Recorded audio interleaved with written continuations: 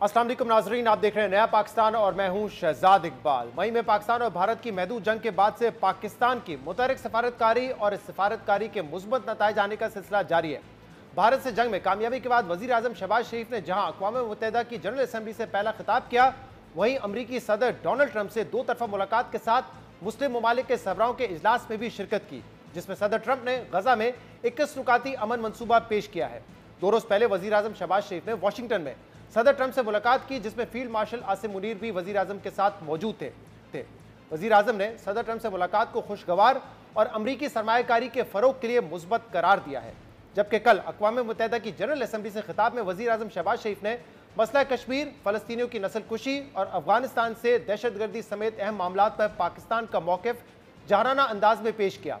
पाकिस्तान की इस मुतहरिक सफारतकारी के बाद अब भारत में भी यह एतराफ़ किया जा रहा है कि पाकिस्तान अपनी कामयाब और मुतहरिक सफारतकारी की वजह से न सिर्फ जियो पॉलिटिक्स की दुरुस्त सिमत में खड़ा है, बल्कि इसकी दुनिया के 3 बड़ी ताकतों अमेरिका, चीन और रूस से बैक वक्त मिसाली ताल्लुकात कायम हो गए हैं। इंडिया में पाकिस्तान की कामयाब सफारतकारी का एतराफ़ किया जा रहा है। अमेरिका में सदर ट्रंप से मुलाकात, सदर ट्रंप के गजा में अमन प्लान समेत दीगर अहम मामलात पर बात करेंगे, जिसके लिए हमें ज्वाइन किया है नून लीग के सीनियर रहनुमा और पाकिस्तान के वजीर दिफा ख्वाजा मोहम्मद आसिफ ने। ख्वाजा आसिफ साहब, बहुत बहुत शुक्रिया, आपने हमें ज्वाइन किया। 3-4 माह पहले हमने देखा कि फील्ड मार्शल आसिम मुनीर की मुलाकात हुई सदर ट्रंप के साथ, और 2 रोज पहले शहबाज शरीफ प्राइम मिनिस्टर और फील्ड मार्शल आसिम मुनीर की दोबारा मुलाकात हुई प्रेसिडेंट डोनाल्ड ट्रंप से। अब इस 2 मुलाकातों के बाद ये सवाल उठ रहा है कि अमेरिका से जो बेहतर हमारे ताल्लुकात हो रहे हैं वो किस बुनियाद पर हो रहे हैं, पाकिस्तान को क्या हासिल होगा और अमेरिका की हमसे क्या उम्मीदें हैं? ये बहुत बहुत शुक्रिया। बिल्कुल सही आपने कहा कि ये बड़ी अहम मुलाकातें दोनों जो फील्ड मार्शल साहब की हुई हैं और इस दफ़ा प्राइम मिनिस्टर भी थे साथ, तो ये एक ब्रेक थ्रू है। जो हमारा एक स्टेलमेट था अमेरिका के साथ ताल्लुकात में, ये पिछले 6-7 माह से जो वार्मिंग अप हुई है हमारे और अमेरिका के दरमियान, मेरा ख़्याल है ये खुशाइंद है। हमें तो ये कोई मैं डिफ़ाइन तो नहीं कर सकता कि इस वक्त क्या क्या चीज़ें होंगी या हो रही हैं, बिकॉज़ अगर कोई हो रही हैं तो वो अभी ज़रा आप कह सकते हैं कि ट्रांजिट में है, तो उसके मतलब बात करना मुश्किल होगा।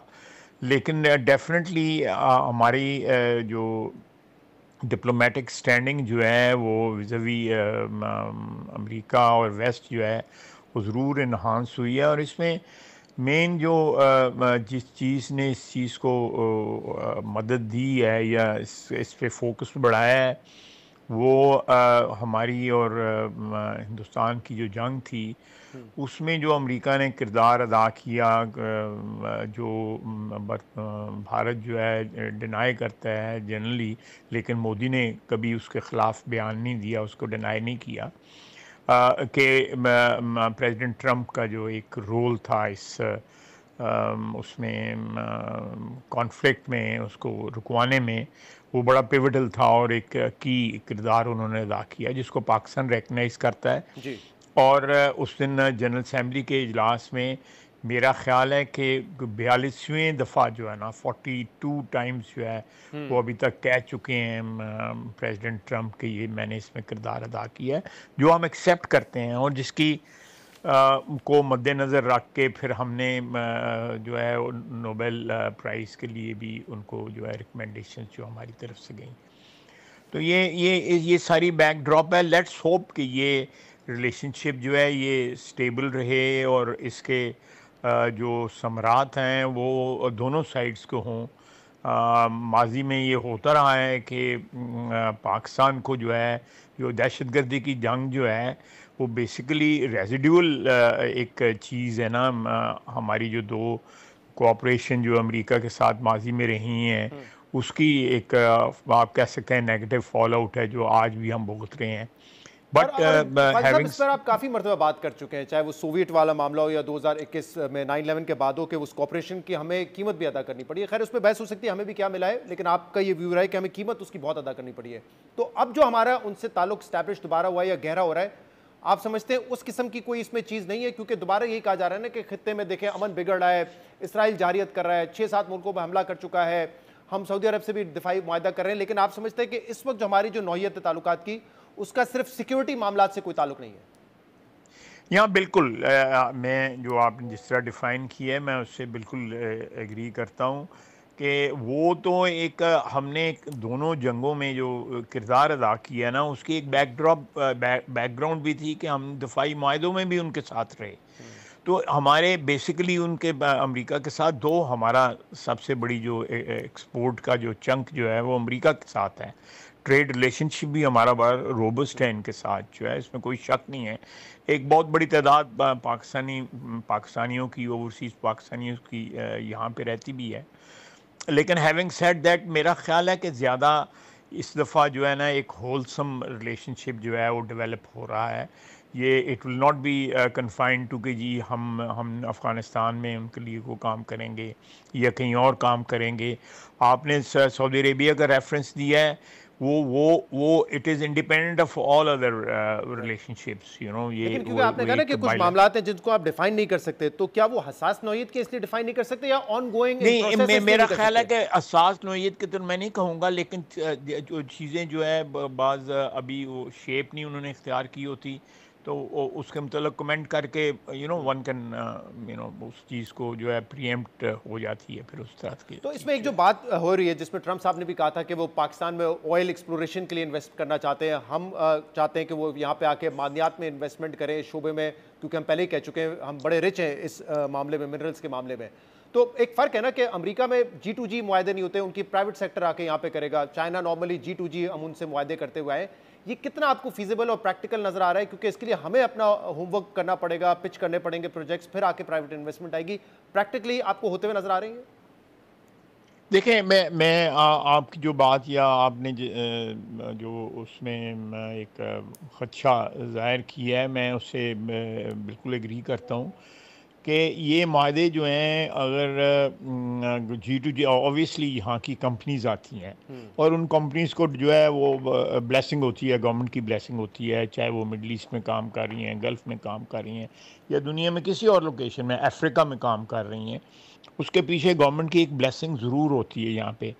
लेकिन ये गवर्नमेंट्स की गारंटीज़ नहीं होती हैं उसमें, वो तो एक कमर्शियल वेंचर होता है जिसमें इनकी जो कमर्शियल कंसर्न्स जो हैं वो तो पाकिस्तान से भी ज़्यादा बड़े बड़े उनकी जो मार्केट वैल्यू है, तो जो हमारी इकोनॉमी से बड़ी मार्केट उनकी वैल्यू है।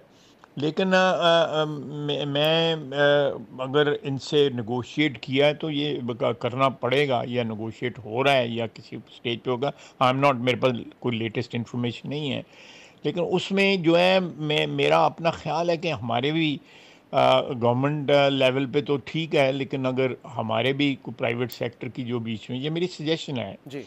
जिस तरह पावर प्लांट्स में जो है बाहर से लोग आए, लेकिन उसमें हमारे प्राइवेट सेक्टर के भी लोग जो है शामिल हुए, तो इस किस्म का अगर कॉम्बिनेशन हो तो मेरा ख्याल है वो स्टेक होल्डर ज़्यादा हो जाए तो बेहतर होता है। गवर्नमेंट अगर स्टेक होल्डर सिर्फ रहे तो अल्टीमेटली आपने देखा है हमारे यहाँ पे गवर्नमेंट के जो कंसर्न्स हैं 30-40-50 साल में उनका क्या हाल होता है फिर जो है।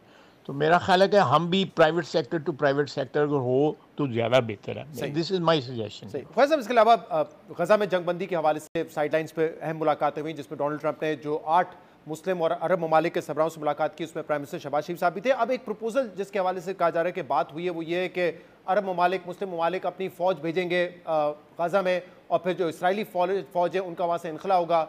यही ममालिक जो है वो फंड्स भी प्रोवाइड करेंगे ताकि रिहेबिलिटेशन हो सके गजा की। अगर ऐसी सिचुएशन होती है, अभी तो ये तमाम चीज़ें हाइपोथेटिकल है, अगर इस पर कोई एग्रीमेंट हो जाता है, इसराइल भी मान जाता है, पाकिस्तान की क्या पोजीशन होगी? क्या हम भी अपनी फोर्सेस भेजने के लिए तैयार होंगे या is it too early to say? मेरा ख्याल है ये अभी कोई खदो खालिस के सामने नहीं आए, लेकिन जो आपने बात की है कोई उसमें कोई सेंस जो है बनती है उसमें जो है मुझे ये इसका कोई ना कोई खाका बनता नज़र आ रहा है, लेकिन कोई अभी तक चीज़ जो है हतमी कोई चीज़ सामने नहीं आई कि जो उसकी रिकन्स्ट्रक्शन जो है वो मुसलमान मुल्क मिलके करें, जो गल्फ़ के मुल्क जो जो मालदार हैं वो वहाँ पे इन्वेस्टमेंट करें, रिकन्स्ट्रक्शन उधर सारी की सारी हो, अस्पताल बने, सड़कें बने, ये ओरिजिनल पोजीशन पे वापस आए, गज़ा जो है लोग बसाए जाएं वहाँ पे, और किसी किस्म की जो है इंटरनेशनल गारंटीज़ हों कि ये कल फिर जो है कोई एडवेंचर जो है ना करे जो है इज़राइल। लेकिन उसके साथ साथ मैं मेरा मेरा क्योंकि मैं मेरी इस थोड़ी सी जज्बाती एक इन्वॉल्वमेंट है इस इशू के साथ, ये वेस्ट बैंक का भी कुछ ना कुछ हो, क्योंकि वेस्ट बैंक भी आहिस्ता आहिस्ता आहिस्ता आहिस्ता जो है ना इनक्रोच करते जा रहे हैं, और वो उन लोगों को किसी एक गैटोस जो है ना बना रहे हैं वहाँ पे, जहाँ पे वो कन्फाइन हो जाएंगे वेस्ट बैंक पे पैलेस्टीनियंस जो हैं। तो मेरा अपना ख्याल है कि ये मौका है कि जहाँ पे गज़ा को सैल्वेज किया जाए, वहाँ पे जो है एक जो टू स्टेट वो है एक सॉल्यूशन जो है उसको इन्फोर्स किया जाए। मेरा मेरी मेरी I I I don't want to be wrong, but एक मैं बात जो है करता हूँ, या मेरी ख्वाहिश है कि स्टेबल जो है स्टेट जो है यहाँ पे फ़लस्तीनियों की, जिसमें वो ख़ुद मुख्तारी के साथ उसमें रह सकें, उसमें ये कोई यहाँ कोई सेटलमेंट ना हो, वहाँ पे कोई सेटलमेंट ना हो, और हर वक्त वो जो है कि तलवार ना उनके सर पे लटकती हो कि जी आज इजराइली आया और ये कल इजराइली फिर आ जाएंगे। ये कोई से अगर मुसलमान ममालिक इसमें इन्वॉल्व हुए हैं 8-10 जो हैं, तो वो एक सॉलिड गारंटीज जो हैं, ठीक है टू स्टेट जो सॉल्यूशन है उसमें आपको इजराइल को भी गारंटी देनी पड़ेगी कि जी उधर वहाँ पे दहशतगर्दी जो वो दहशतगर्दी मुझे करते अगर हैं। इजाजत दें तो एक और मामले, क्योंकि आपने उस पर कल ट्वीट किया, आपने सिक्योरिटी काउंसिल में जाके ब्रीफिंग तकरीर आपने की थी, वजीर आजम साहब वहाँ नहीं जा सके थे, वो मसरूफ थे, फिर आपने निशानदेही की कि मेरे पीछे खातून बैठी हुई हैं, हमारे वफ्त में ये क्यों है, कैसे पहुंच गई, मुझे इसका इल्म नहीं है। और क्योंकि आपका एक कॉन्टेक्स्ट है गजा के हवाले से, इसराइल के हवाले से आपका एक पॉइंट ऑफ व्यू है, जबकि शायद डॉक्टर शमा जुनेजो साहब जो आपके पीछे बैठी हुई थी, उनका माजी में पॉइंट ऑफ व्यू ये रहा है कि पाकिस्तान को रिकग्नाइज करना चाहिए इसराइल को। लेकिन आपने कहा कि वो क्यों बैठी थी नहीं पता, फॉरेन ऑफिस बताया, फॉरेन ऑफिस ने आपके ट्वीट पे ट्वीट किया, वो कहते हैं उनको भी नहीं पता क्योंकि deputy prime minister foreign minister ने जो लिस्ट साइन की थी उनमें उनका नाम नहीं था। ये गुत्थी अब आप लोग ही सुलझाएंगे। फिर ये खातून कैसे पाकिस्तान एयरफोर्स 1 के जहाज में भी आती हैं, यूएन डेलीगेशन में आप लोगों के साथ भी मौजूद हैं, क्या है मामला? देखिए मैं डेफिनेटली परसू करके आपको बता भी दूंगा कि जो भी मुझे अगर इन्फॉर्मेशन मिलेगी। लेकिन देखें मेरी तो यहाँ पे मैं यहाँ पे पैदल बड़ा चलता हूँ, बाहर जाता हूँ, लंदन में भी, किसी और मुल्क में भी, न्यूयॉर्क में भी, तो मुझे लोग खड़े होके जो है ना वो मेरे से तस्वीर खिंचा लेते हैं।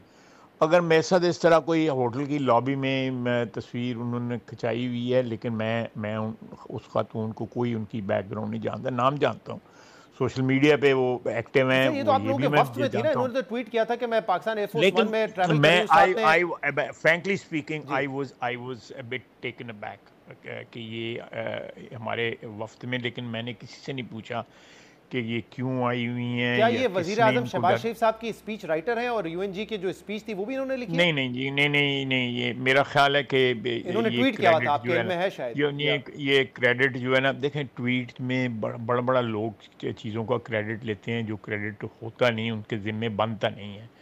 तो ये स्पीच राइटर भी है प्राइम मिनिस्टर की ऑन डिप्लोमेसी, नहीं कोई she in my humble opinion, ये जो भी इंफॉर्मेशन मुझे अवेलेबल है कि इनकी कोई भी जो है ऑफिशियल पोजीशन नहीं है। ये कोई इनको कोई एडवाइज़र हों या कहीं ऐसे स्पेशल असिस्टेंट हों या कोई इस किस्म की कोई पोजीशन नहीं है। मैंने ऑब्वियसली मैं तो डेलीगेशन के साथ आया हूँ, तो मैंने इनको लंदन में भी देखा है, लंदन में भी ये होटल में मेरी जो तस्वीरें लगी हुई हैं वो होटल की लॉबी की तस्वीरें बात तो सही, तस्वीर तो कोई भी खिंचवा सकता है, लेकिन वर यू टेकन अबैक कि फॉरेन ऑफिस ने भी आपके बयान पे ये कहा कि हमें भी नहीं पता और डिप्टी प्राइम मिनिस्टर ने साइन नहीं किया।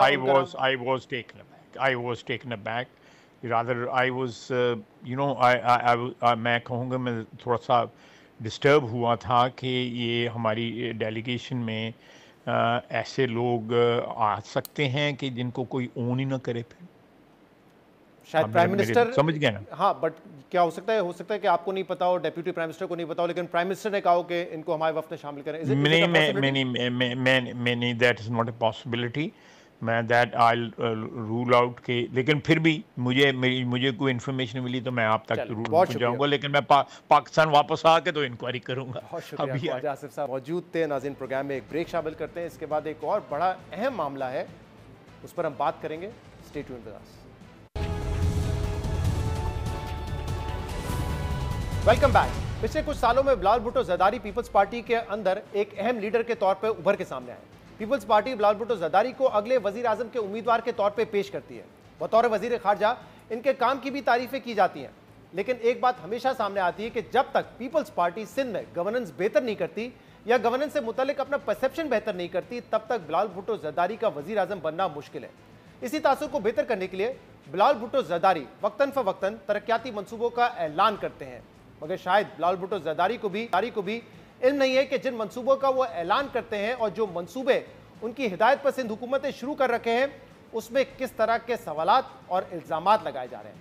ऐसा ही एक मंसूबा सिंध सोलर एनर्जी प्रोजेक्ट के तहत सिंध के अवाम को सोलर होम सिस्टम्स देने का था, जिसमें गैर शफाफियत और बेजाब्तगियों के संगीन मामलात सामने आ रहे हैं। ये वो मंसूबा है जिसका ऐलान बिलावल भुट्टो जरदारी ने अपनी इलेक्शन मुहिम में किया था कि अगर वो वजीर आजम मुंतखब होते हैं तो मुल्क में 300 यूनिट फ्री बिजली देंगे।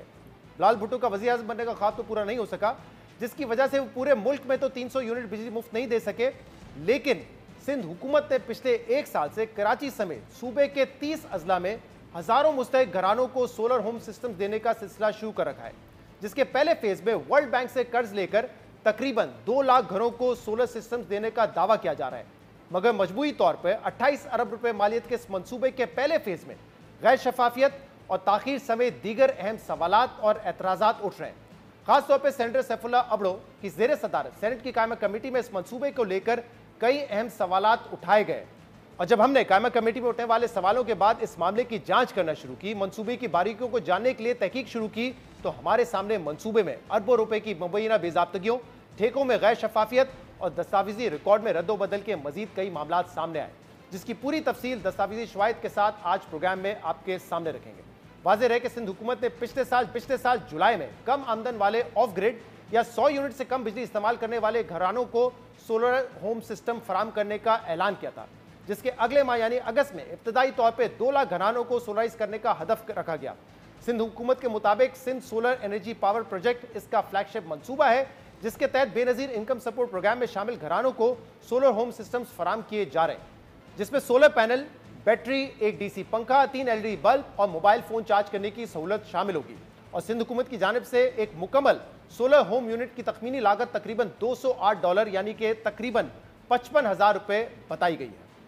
हमारा सिंध सोलर एनर्जी प्रोजेक्ट है, उसका एक अहम कंपोनेंट है जिसमें हम सिंध में 2 लाख घरों के को सोलराइज करने के लिए हम उनको सोलर होम सिस्टम्स देंगे। पहले 50,000 अक्टूबर के महीने में इंस्टॉल हो जाएंगे सोलर सिस्टम्स।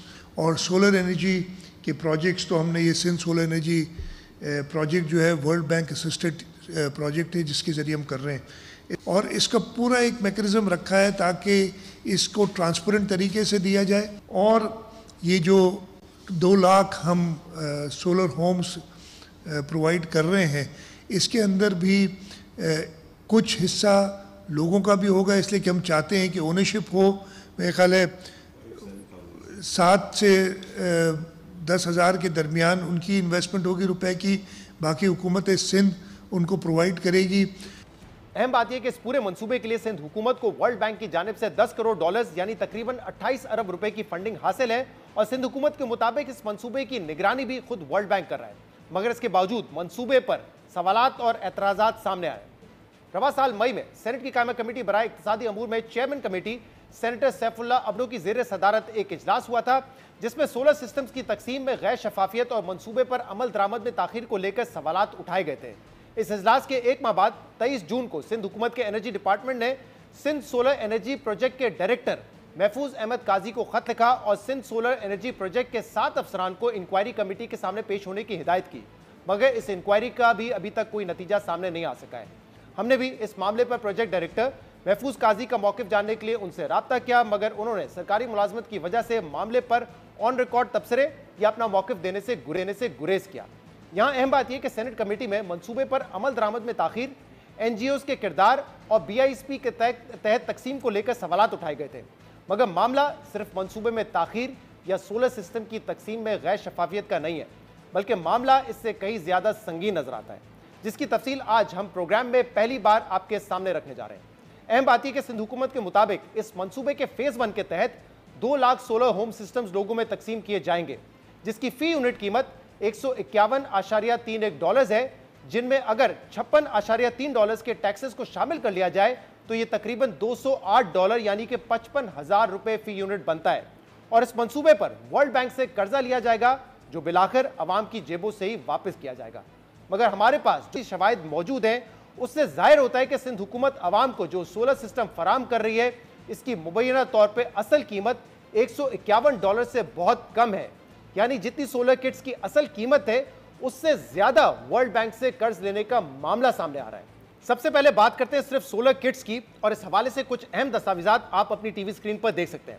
इस वक्त निजी कंपनी का कोटेशन डॉक्यूमेंट आपकी स्क्रीन पर मौजूद है। इसमें निजी कंपनी ने सिंध हुकूमत को सोलर होम सिस्टम की फी यूनिट $112.44 की कीमत कोट की थी, जो टैक्सेस और ड्यूटीज मिलाकर $151.79 बनती है।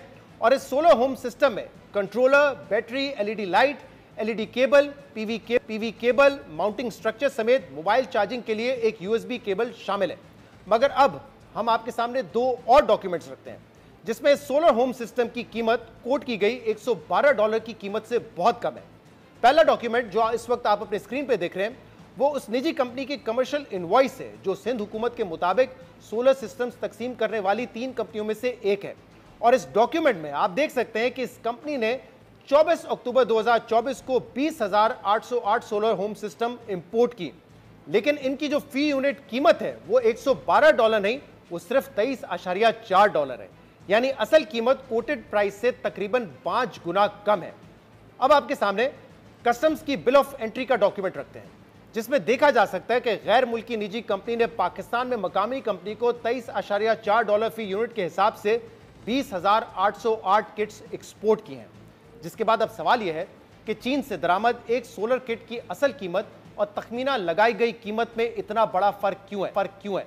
इस हवाले से हमने इस गैर मुल्की कंपनी से इसका मौक़िफ़ जानने के लिए रब्ता किया, मगर बार बार रब्ता करने के बावजूद इस गैर मुल्की कंपनी ने हमें कोई मौक़िफ़ नहीं दिया। लेकिन इस मंसूबे से जुड़े सवालात और एतराज़ात यहीं तक महदूद नहीं है, क्योंकि सोलर किट के साथ इंपोर्टेड सोलर DC पंखा देने का भी दावा किया गया है।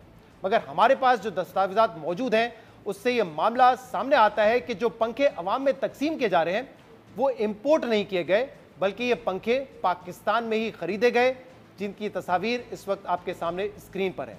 और अहम बात यह कि मुबैना तौर पर जाली डॉक्यूमेंट बनाकर इन्हीं पंखों की इंपोर्ट दिखाई गई, जिसके जरिए बाद में सिंध हुकूमत से जाली ड्यूटीज और टैक्सेस भी क्लेम किए गए। इस मामले से जुड़े डॉक्यूमेंट्स भी आपके सामने रखते हैं। इस वक्त आपकी स्क्रीन पर कस्टम्स की जो बिल ऑफ एंट्री का डॉक्यूमेंट मौजूद है, उसके कॉलम नंबर 42 में सोलर DC फैन की इंपोर्ट का जिक्र मौजूद है। इस डॉक्यूमेंट के मुताबिक गैर मुल्की कंपनी ने 25,300 पंखे $23.5 फी यूनिट के हिसाब से अपने पाकिस्तानी एजेंट को एक्सपोर्ट किए। अब दिलचस्प बात यह है कि जिस कंपनी के पंखे तकसीम किए गए, उन पंखों को बनाने वाली कंपनी की अपनी वेबसाइट के मुताबिक वो ये पंखे पाकिस्तान में तैयार करती है और पाकिस्तान से बैरून मुल्क एक्सपोर्ट करती है। इसलिए अब सवाल यह है कि जब ये पंखे पाकिस्तान में तैयार किए जाते हैं और ये पंखे चीन से दरामद नहीं किए गए, तो इसका इंपोर्ट डॉक्यूमेंट कैसे मौजूद है?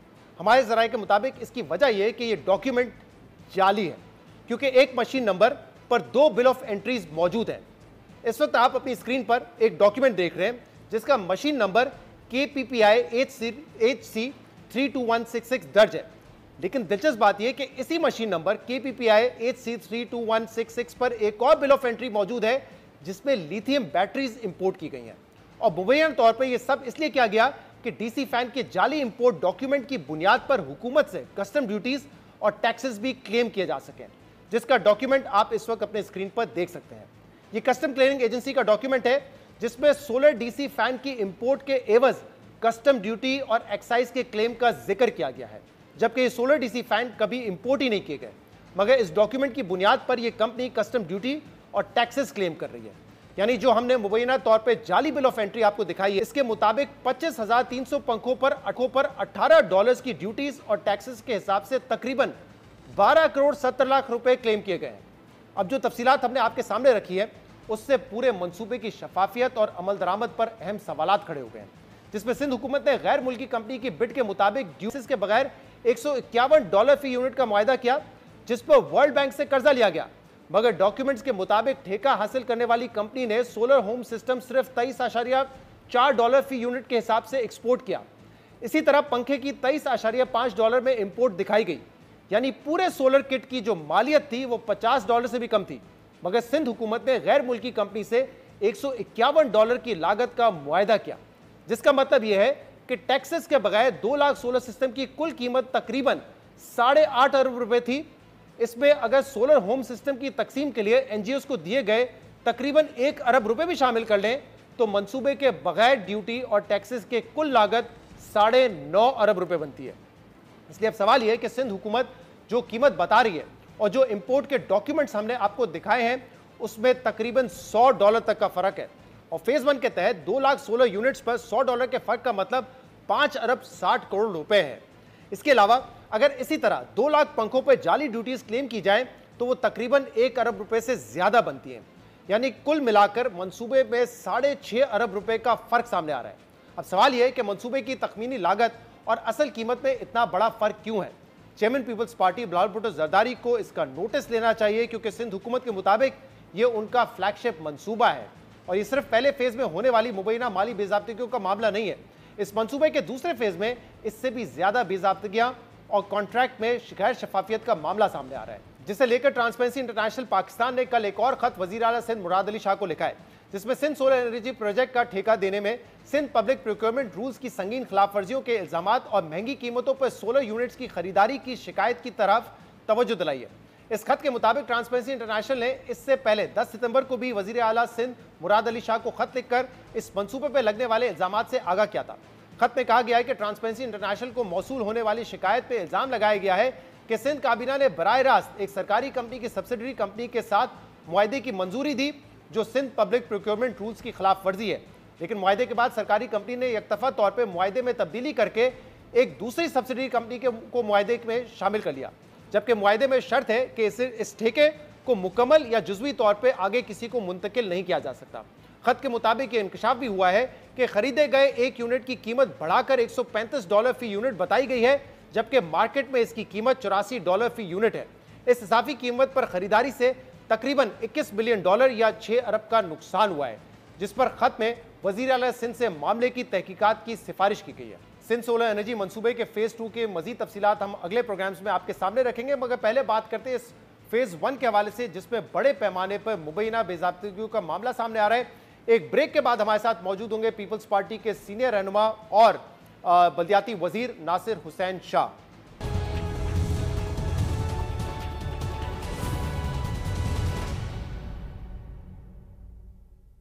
वेलकम बैक नाज़रीन। सिंध में जो सोलर होम सिस्टम का मंसूबा था उसमें बेज़ाब्तगियों के मामला सामने आ रहे हैं, इस पर हम तफसील से बात करेंगे। उसके लिए हमें ज्वाइन किया है पीपल्स पार्टी के सीनियर रहनुमा और सिंध में बल्दियाती वजीर नासिर हुसैन शाह साहब ने, जिनके पास कल तक एनर्जी का पोर्टफोलियो भी मौजूद था। नासिर साहब, बहुत बहुत शुक्रिया, आपने हमें प्रोग्राम में ज्वाइन किया। 2 रोज पहले जब हमने आपको इनवाइट किया था, एनर्जी का पोर्टफोलियो भी आपके पास था और उससे मुतालिक हमने बात करनी है। सिंध सोलर एनर्जी प्रोजेक्ट है, जिसके तहत सिंध हुकूमत ने ये कहा था कि जो अवाम है जो कम यूनिट इस्तेमाल करते हैं, 100 यूनिट तक इस्तेमाल करते हैं, उनको हम फ्री सोलर किट्स प्रोवाइड करेंगे ताकि उनके लिए आसानियां पैदा हो। और फर्स्ट फेज में ये 2 लाख यूनिट जो है वो प्रोवाइड करने थे। अब मामला ये है कि जो दस्तावेजात हमने दिखाए हैं उसके मुताबिक जो सिंध हुकूमत ने कीमत बताई थी कि इसकी 55,000 रुपये होगी, यानी कि टैक्सेस के साथ वो $208 बनता है, टैक्सेस हटा दे तो $151 बनता है। लेकिन जो डॉक्यूमेंट्स हमने दिखाए उसमें प्राइस जो है इसकी बहुत कम आ रही है, वो तकरीबन $50 से भी कम आ रही है। इसलिए सवाल उठ रहे हैं इस मंसूबे की शफाफियत पर, और क्या इसमें कोई बेज़ाब्तगी हुई है, क्या कहेंगे आप इस पर? बिस्मिल्लाहिर्रहमानिर्रहीम, अल्लाहुम्मा सल्ली अला मोहम्मद व आले मोहम्मद। देखें, ये प्रोजेक्ट जो है जिसके लिए आप बता रहे हैं या कोई एक और भी कुछ चैनल्स पे इसके लिए बहुत सारी चीज़ें आई हैं और जिस पर बातचीत हो रही है वो बिल्कुल एक लिहाज से इसलिए बेसलेस है कि ये 2018 और 19 में इसको वर्ल्ड बैंक की सपोर्ट के साथ शुरू किया गया था और उस वक्त वर्ल्ड बैंक का क्राइटेरिया शराइत थी, उनमें ये था कि जो कंज्यूमर है या बेनिफिशरी जो है वो 40% या 60% जो है वो बेयर करेगा, क्योंकि वो वर्ल्ड बैंक के उसमें आता है कि जी फ्री डिस्ट्रीब्यूशन नहीं होनी चाहिए। तो वो उस वक्त से ट्राई की जा रही थी, लेकिन लोग जो थे उसमें हिस्सा नहीं ले रहे थे, क्योंकि इसमें पुअरेस्ट टू पुअर को कैटर किया गया था और वो बिस्प से उनका डेटा लिया गया था बेनज़ीर इनकम सपोर्ट प्रोग्राम से। तो वो उसमें कोई लोगों ने अप्लाई नहीं किया। फिर इसको बाद में 2000 मेरे ख्याल 23 में या 23 में ही इसको कम किया गया वर्ल्ड बैंक की तरफ से और 10% तक लाया गया और उसके बाद ये प्रोसेस शुरू हुआ। और ये जितना प्रोसेस था उस वक्त ये ऑलरेडी 2023 में हुआ और ये जो प्री क्वालिफिकेशंस थी ये भी केयर टेकर गवर्नमेंट के दिनों में ही जारी सारी रही, जिस तरह एक प्रोसेस होता है, क्योंकि वर्ल्ड बैंक इसको मॉनिटर कर रहा था और तमाम चीज़ें हो रही थी। तो ये रेट भी तब के थे और जो कंपनीज़ जिसमें कोई 18 के करीब इसमें पूरी दुनिया से इंटरनेशनल बिडिंग थी, तो लोग आए थे जिसमें 3 कंपनीज़ जो थी वो शॉर्ट लिस्ट हुई थी, जो एक यूनाइटेड किंगडम से थी, एक मॉरिशस से थी और एक चाइना से थी। तो ज़ाहिर है चाइना में बहुत ज़्यादा कंपटीशन भी है और रेट बहुत ज़्यादा है, तो वहाँ के रेट जो हैं उस पे वो उन्होंने बिड हुई जो बाद में हुई। ज़ाहिर है वो तब तक 2024 आ गया और वो जो 3 कंपनीज़ शॉर्ट लिस्ट हुई थी पहले ही ऑलरेडी, उन्हीं में कंपटीशन हुआ और फिर ये सारी चीज़ें आई। अब ये जो रेट वेट बताए गए मैं अभी क्योंकि मैं उस पर बात करता हूँ तफसील से, लेकिन ये मैं आपको उस पर हम बात करते हैं बारी बारी। ये बात दुरुस्त है कि प्री क्वालिफिकेशन में 3 कंपनीज आई, लेकिन हमने भी पता किया है अपने ज़राए से 50-50 हज़ार सोलर किट्स की मंगवाई गई हैं 4 किस्तों में, लेकिन वो 50-50 हज़ार जो 4 किस्तों में सोलर किट्स इंपोर्ट की गई हैं वो चारों ठेके जो हैं वो आखिर में इस चाइनीज़ प्राइवेट कंपनी को मिले हैं, क्योंकि उनकी बिड सबसे कम थी। चारों मरतबा यही हुआ है। बाकी 2 कंपनीज ने कोई जो है सोलर किट्स एक्सपोर्ट नहीं किए पाकिस्तान में।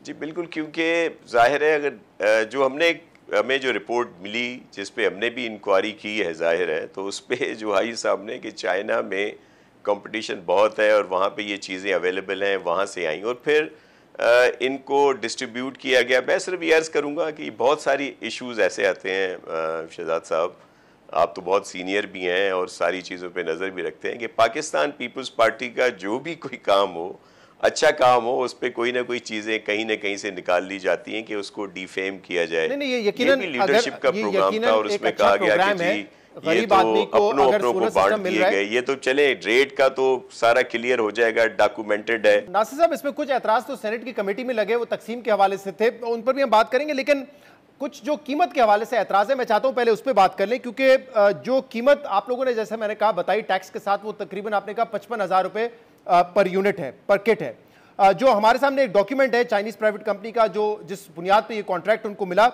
उसमें अगर सिर्फ हम जो सोलर सिस्टम है इनका जो लगाया गया है उसकी कीमत है $112 की है, लेकिन जो डॉक्यूमेंट है कमर्शियल इनवॉइस का इसी कंपनी का वो बताता है कि कीमत है $23.4 की। तो एक जगह $112 है और यहाँ पे सिर्फ $23.4 है।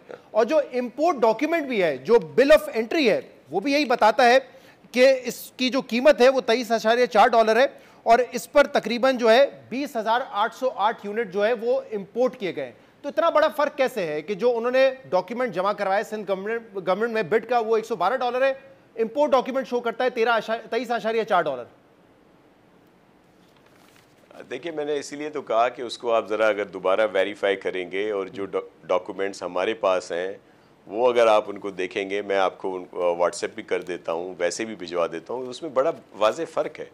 और वो जो एक चीज़ हाईलाइट की गई वो फैंस और जो बल्ब और जो बैटरी और उनकी कीमतें अलग-अलग हैं, वो उस तरह से उन्होंने उसको पेश किया गया है। तो अगर आप मुझे इजाज़त देंगे तो मैं आपको वो जो प्रॉपर डॉक्यूमेंटेशन है वो आपको भेज दूंगा। वो आप मुझे भेज भी देना, सारी चीजें वजाहत से हैं। जी मैं जी बिल्कुल, उसमें ये सारी चीजें हैं कि जो सोलर होम सिस्टम किट है उसके जो पैसे हैं और या कितने में आई, फिर वो जो बैटरी और फिर उसके साथ फैन और जो दूसरी चीजें हैं उनकी कितनी है, तो ये उसको मिक्सअप कर रहे हैं। नहीं, जो ये पेपर आपके पास किसी ने भेजे हैं, मैं इसमें जो सोलर होम सिस्टम है उसकी जो बिड लिखी गई थी वो $112 थी, बगैर टैक्सेस के बता रहा हूँ, $112 थी।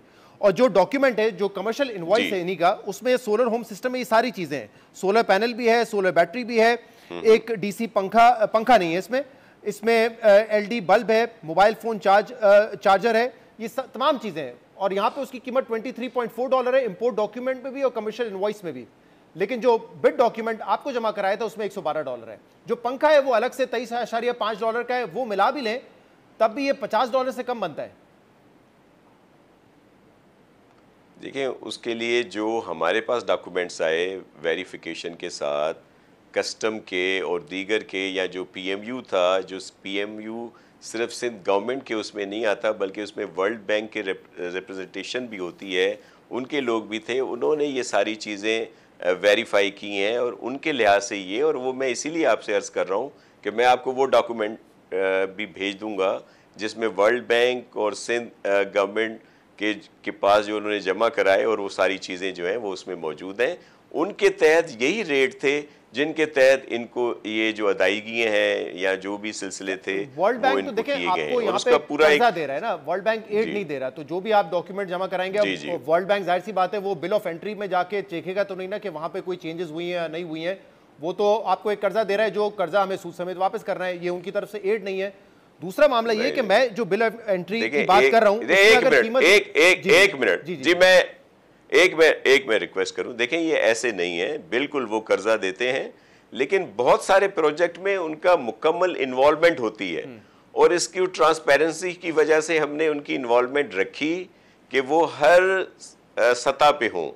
जो ये कंपनीज की करनी है, सिलेक्शन करनी है, शॉर्ट लिस्टिंग करनी है, जो चीज़ें सामने आएंगी उनकी वेरिफिकेशन करनी है, या उनका जो इंस्पेक्शन करनी है इन चीज़ों की, या जो कस्टम के पेपर्स हैं या दीगर सारी चीज़ों में उनको हमने रखा है, वो पीएमयू बना हुआ है और उसके बगैर ये सारी चीजें नहीं होती। सही, हमने वर्ल्ड बैंक को भी सब तरह से नॉलेज के लिए बता दूं, वैसे हमने नाज़रीन को बताया, वर्ल्ड बैंक को भी हमने ईमेल किया हुआ है, उनको हमने मैसेजेस भी किए हैं, उनकी तरफ से कोई जवाब नहीं आया, उनकी तरफ से जवाब आएगा उसको भी हम प्रोग्राम में इंक्लूड कर देंगे।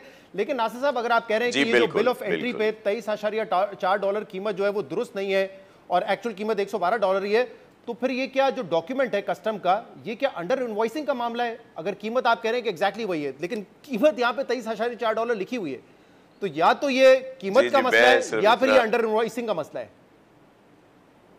जी, उसमें सिर्फ सिंपल सी बात है कि जो चीजें हमारे पास हैं उसमें यही कुछ है जो हमने आपको बता रहे हैं। अब वहां पे कस्टम और उसके बाद में कोई इस तरह की डुप्लीकेशन है या वहाँ पे कोई गलत काम किया गया है, तो जाहिर है उसकी इन्वॉल्वमेंट या उसका जिम्मेदार वो कंपनीज हैं। वो हम लोग इसलिए नहीं है कि हमें जो सर्टिफाइड कॉपीज़ कस्टम की हमारे डिपार्टमेंट को मिली, या जो हमारा पीएमयू है जिसमें वर्ल्ड बैंक और हम लोग सब साथ हैं, उसमें जो चीज़ें दी गई वो ये हैं। मैं ये आपसे जिक्र कर रहा हूँ। अब कोई इतना बड़ा वो फ्रॉड हुआ है कि वो उन्होंने झूठी चीज़ें बना के सबमिट कराई हैं कस्टम की इन सारी चीज़ों को, तो उस पे तो लेकिन आप मुझे ये कह रहे हैं, आप मुझे ये कह रहे हैं कि सोलर होम सिस्टम, लेकिन आपके प्रोग्राम के तहत तवज्जुह से जो चीजें हमारे सामने आई हैं, इस पे मजीद इंक्वायरी भी हो जाएगी इंशाल्लाह। लेकिन आप ये मुझे कह रहे हैं कि सोलर होम सिस्टम जिसकी कीमत $112 है, वो $112 में ही इंपोर्ट हुई होगी, और मैं उम्मीद कर रहा हूँ आप कह रहे हैं वो डॉक्यूमेंट आप मुझे देंगे, तो वो डॉक्यूमेंट मैं अपने प्रोग्राम में कल या अगले प्रोग्राम में नशर भी कर दूंगा। जी बिल्कुल। इसी किट के हवाले से एक मामला है डीसी फैन का मामला। अब वो डीसी फैन जो है, कहा गया है कि इंपोर्ट किए गए हैं $23.5 में, लेकिन हमारे पास जो डॉक्यूमेंट है वो दो चीजें बताता है। एक तो ये कि ये फैन इंपोर्ट नहीं हुए, ये फिर लोकल मैन्युफैक्चरर से ही खरीदे गए और फिर अवाम में तकसीम किए गए, ये इंपोर्ट हुए ही नहीं। लेकिन जो इंपोर्ट डॉक्यूमेंट है इसका, उसी मशीन नंबर पे एक और डॉक्यूमेंट है जो बताता है कि उस पे लिथियम बैटरीज इंपोर्ट की गई थी और एक फेक, मुबैना तौर पे एक फेक बिल ऑफ एंट्री बनाई गई, ताकि बाद में जो ड्यूटीज और कस्टम ड्यूटीज और टैक्सेस हैं उनको क्लेम किया जाए, और फिर उनको क्लेम भी किया गया। अब पंखे इंपोर्ट हुए नहीं, वो लोकल मैन्युफैक्चरर से दिए गए, लेकिन फिर भी जो ड्यूटी उस पर लगी उसको क्लेम किया गया और वो हासिल की गई। ये क्या मामला है? देखिए, अगर आप इस कीमत को भी थोड़ा सा कंपेयर कर लें, ये वही फिगर आ रही है 23 पॉइंट समथिंग डॉलर, जो वैसे कही गई है कि जी ये पूरे सोलर होम सिस्टम के लिए है। अब पंखों में भी वही चीज सामने लाई जा रही है कि जी ये देखिए 23 पॉइंट समथिंग। क्या ये इंपोर्टेड पंखे थे या ये लोकल मैन्युफैक्चरर से पंखे हासिल किए गए? देखें, ये जो हमें आई है, पेपर्स हैं, कस्टम की रिपोर्ट्स हैं, जो सारी चीज़ें हैं, उसमें तो ये इंपोर्टेड ही हैं कि वहीं पे ये सारी, हम तो पेपर्स देखेंगे और वो जो प्रोडक्ट है वो देखेंगे, जिसकी वेरिफिकेशन कह लें या इंस्पेक्शन कह लें, प्री इंस्पेक्शन कह लें, जो रिपोर्ट्स हमें देंगे वही बड़ी फर्म्स जो बड़ी मशहूर है पाकिस्तान की फर्म्स, उनकी तरफ से सर्टिफाई करके हमें दिया गया। और हम हाजिर हैं आपके एक एक जवाब देने के लिए, क्योंकि हमने तो बिल्कुल नेक नियति से ये सारा प्रोसेस किया है ताकि आप कह रहे हैं कि आप इंपोर्ट डॉक्यूमेंट्स पर रिलाई करेंगे, लेकिन जिस कंपनी के पंखे हैं, जिस कंपनी के पंखे हैं भेज रहा हूं, वो कंपनी तो मैन्युफैक्चर करती है पाकिस्तान में और वो एक्सपोर्ट करती है, तो वो इंपोर्ट क्यों करेगी? वो तो पंखे पाकिस्तान में खुद बनाते हैं और वो एक्सपोर्ट करते हैं यहाँ से, तो फिर ये इंपोर्टेड पंखे कैसे हो गए? देखिए, मैं आपको वही अर्ज कर रहा हूँ कि जो हमारे पास डॉक्यूमेंट्स आएंगे कस्टम से, दीगर जगहों से, हम तो, या हमारा जो PMU है, या ये जो जिस डायरेक्टर साहब की आप बात कर रहे हैं, या जो भी करते हैं ब्यूरोक्रेट्स, नीचे से जो चीज़ें सारी डिस्ट्रीब्यूशन होती है, बिलिंग होती है, ज़ाहिर है उसमें मिनिस्टर या उनका, लेकिन हमारा ये फ़र्ज़ है कि हम सारी चीज़ों को चेक करें। अगर कोई हमारे नीचे ऐसी चीज़ें हो रही हैं तो उसकी ज़िम्मेदारी हमारी है। लेकिन जब हमारे पास एक सारी चीज़, एक पूरा फाइल आता है जिसमें ये सारी चीज़ें होंगी, तो मैं इसीलिए आपसे अर्ज कर रहा हूं कि मैं आपको वो शेयर कर रहा हूं, नासिर साहब, वो आपको भेज रहा हूं कि ये पंखे आवाम को दिए गए वो तो सबके सामने है ना। उस कंपनी की अपनी वेबसाइट पे लिखा हुआ है कि हम पाकिस्तान में पंखे बनाते हैं और वो एक्सपोर्ट भी करते हैं, तो फिर ये इंपोर्टेड पंखे कहां से आ गए? मतलब ये कंपनी का प्लांट ही जब पाकिस्तान में, तो इंपोर्ट कैसे करेंगे ये? जी बिल्कुल, अगर ऐसा है तो आप बिल्कुल सही कह रहे हैं। अगर वो कंपनी पाकिस्तान में है, वो एक्सपोर्ट करती है, तो वो इंपोर्ट कैसे हो गए? कस्टम ने उनको कैसे, फिर उसके ऊपर कस्टम लग गया, वो कैसे ये वेरीफाई हो गए? तो ये बिल्कुल, अगर इस तरह का कोई सिलसिला है तो बिल्कुल उसकी तो और ज़्यादा इंक्वायरी होनी चाहिए, और ना सिर्फ सिंध गवर्नमेंट को करनी चाहिए बल्कि इदारों को इसकी इंक्वायरी करनी चाहिए। इसके लिए तो हम हाजिर हैं। मैं तो सिर्फ आपसे ये कह रहा था कि तो दूसरे में भी सर, जब ये मामला सेनेट में उठा उसके बाद चीफ मिनिस्टर ने, जो एनर्जी डिपार्टमेंट ने, जो महफूज साहब थे डायरेक्टर प्रोजेक्ट, और 7 और अफसरान को बुलाया था और इंक्वायरी का आगाज किया था। जून में वो इंक्वायरी का आगाज इनिशिएट किया गया था, आज सितंबर है, क्या हुआ इस इंक्वायरी का? जी बिल्कुल, उसकी इंक्वायरी की सारी रिपोर्ट भी आ गई और वो रिपोर्ट बना के भेज भी दी गई है। लेकिन मैं आपसे एक और बात, महफूज साहब को क्यों हटा दिया गया? एक कदम और आगे जा रहा हूं। 9 सितंबर के आसपास महफूज साहब को क्यों हटाया था? जी बिल्कुल, मैं इसलिए हटाया था कि इसके साथ साथ और भी बहुत सारे हमारे जो प्रोजेक्ट चल रहे हैं वो थोड़े सुस्त रवि थी, इसलिए उनको हटा दिया गया था। लेकिन ये इंक्वायरी भी हुई है। लेकिन जो चीज़ें आप बता रहे हैं, अगर इस तरह की चीजें, तो इसकी मजीद सख्त इंक्वायरी होनी चाहिए। नहीं, मैं तो नासिर साहब ये कह रहा हूं कि देखिए, सामने आए, और मैं एक मशीन नंबर पे 2 बिल ऑफ एंट्रीज हैं। एक पे बताया गया कि ये पंखे इंपोर्ट किए गए, जो हम कह रहे हैं जिसका मैन्युफैक्चरर पाकिस्तान में मौजूद है। दूसरा, उसी मशीन नंबर पे एक डॉक्यूमेंट है बिल ऑफ एंट्री का, जिसपे लिथियम बैटरी उसी कंपनी ने इंपोर्ट की है, जो कि पाकिस्तानी एजेंट है चाइनीज कंपनी का। तो इसमें इतना वक्त नहीं लगना चाहिए। ये तो मतलब अगर मेरे पास डॉक्यूमेंट है और मैं वेरीफाई कर सकता हूं, तो आप भी कर सकते हैं। इतना वक्त क्यों लग रहा है इसमें? जी बिल्कुल, देखिए, हम नहीं, उसकी वक्त की जो आप बात करें, आपने तो आज ये चीज़ें हमसे कही हैं ना, और कुछ दिन पहले मेरे ख्याल में एक YouTube पे एक प्रोग्राम आया था, तो उसकी भी इंक्वायरी हो रही है इन चीज़ों को मद्देनज़र रखते हुए। इससे पहले तो कभी किसी ने ये चीज़ें नहीं लाई। दीगर चीज़ों पे एतराज़ात आते रहे, जिस तरह आप कह रहे थे कि सेनेट कमेटी में जो बात हुई थी, सेनेट कमेटी में बात हुई थी डिस्ट्रीब्यूशन पे कि जी इन्होंने अपने जियालों को दे दी है, जिसके लिए मैंने आपसे भी पहले भी बता चुका हूं कि वो तो एक पूरा प्रोसेस है।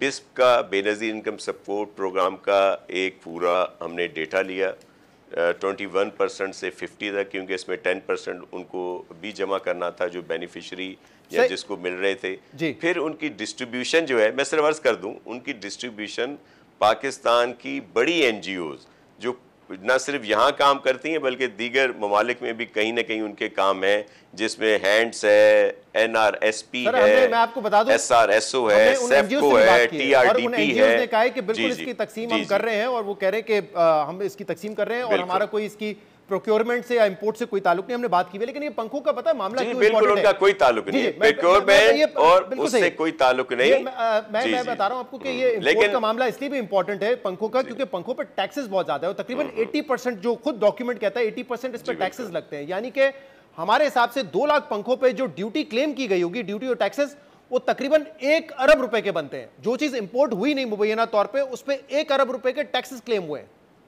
या होंगे जब 2 लाख यूनिट मुकम्मल हो जाएंगे। शहजाद इकबाल साहब, मैं सिर्फ ये अर्ज कर रहा हूँ कि ये चीज़ हमारे पास अब सामने आई है, ये सेनेट कमेटी में नहीं आई थी, इससे पहले ये चीज़ें सामने नहीं आई। अब अगर ये आई हैं तो अब इसकी भी प्रॉपर इंक्वायरी की जाएगी, और अगर कोई इसमें मुलविस है तो उस पर सख्त एक्शन लिया जाएगा। और अभी ये डिपार्टमेंट इस वक्त चीफ मिनिस्टर साहब के पास है। मुझे एक लीडरशिप का बड़ी मेहरबानी कि मुझे एक बड़ा बैकवा दे दिया गया लोकल गवर्नमेंट एंड हाउसिंग, लेकिन ऐसा नहीं है कि इस प्रोग्राम में या चंद दिन पहले आप कह रहे हैं यूट्यूब पे प्रोग्राम है, वहां पे सामने आई है एक खत, तो जो है ट्रांसपेरेंसी इंटरनेशनल ने खत लिखा है चीफ मिनिस्टर मुराद अली शाह साहब को। इसका जो सेकंड फेज है, ये तो हम पहले फेज के 2 लाख यूनिट की बात कर रहे हैं, इससे पहले ट्रांसपेरेंसी इंटरनेशनल ने 10 सितंबर को, आज से 17 दिन पहले एक और खत लिखा था 10 सितंबर को। उसमें भी उन्होंने यही कहा था कि जो उसका सेकंड फेज है उसमें भी जो सेपरा रूल्स हैं उनकी खिलाफ वर्जी और प्राइस को एस्केलेट करने जैसी शिकायत उनको मौसूल हुई थी, जिसमें उन्होंने चीफ मिनिस्टर को खत लिखा था पहले 10 तारीख को, 10 सितंबर को, और अब 26 सितंबर को। इसके फेज 2 में भी जो इश्यूज आ रहे हैं, जी मैं उस पर भी थोड़ी सी, अगर आपकी इजाजत दें, अगर जान की मान पाऊं तो अर्ज कर दूं थोड़ा सा।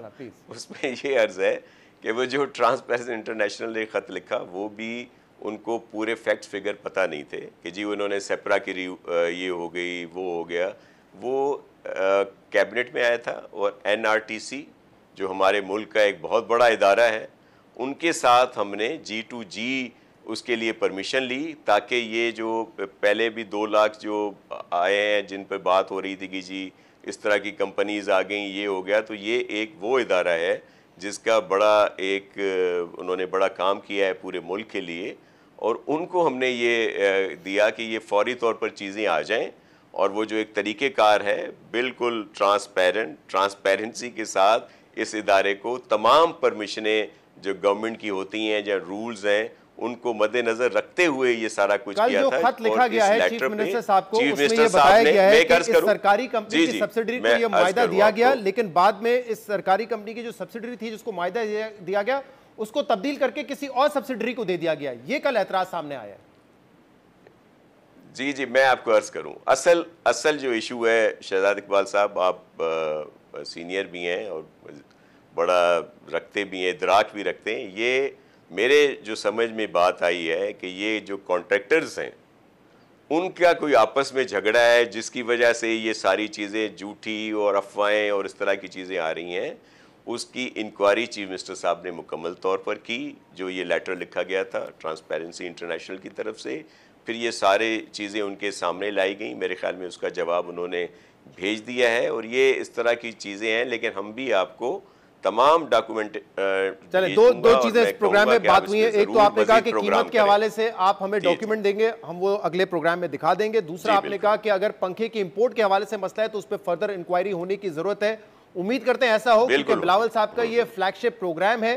बिलावल साहब ने कहा था वजीर आजम बनूंगा तो पूरे मुल्क में 300 यूनिट फ्री बिजली दूंगा, वजीर आजम नहीं बना तो कम से कम सिंध की आवाम को रिलीफ दूंगा। उसके तहत ये मंसूबा था। तो उम्मीद करते हैं कि आप अपने चेयरमैन को भी सेटिस्फाई करेंगे, आवाम को भी सेटिस्फाई करेंगे कि इसमें कोई खुद-बुर्द या करप्शन का एलिमेंट नहीं है। इंशाल्लाह जी, बिल्कुल ऐसा ही है और इसी पे अमल होगा, और उसके लिए जी बहुत बहुत शुक्रिया, बहुत बहुत शुक्रिया नासिर हुसैन शाह साहब, आप हमारे साथ मौजूद थे। नाज़रीन, आज के प्रोग्राम में इतना ही। शो से इजाजत दीजिए, अल्लाह हाफिज।